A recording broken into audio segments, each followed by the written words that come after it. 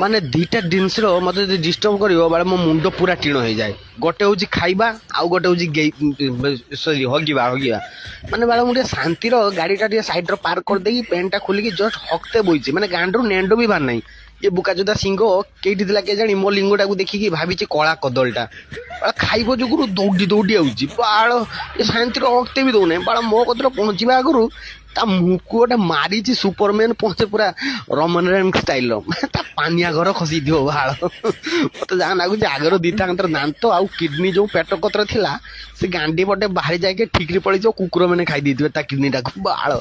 ବୁକାଚୋଦା ଜନ୍ମରୁ ଆଜି ପର୍ଯ୍ୟନ୍ତ ବାଳ ବଣର ରହୁଛୁ, ଶଳା ଡିଫରେନ୍ସ ଜାଣିପାରୁନୁ ଲିଙ୍ଗ ଆଉ କଦଳୀ ଭିତରେ।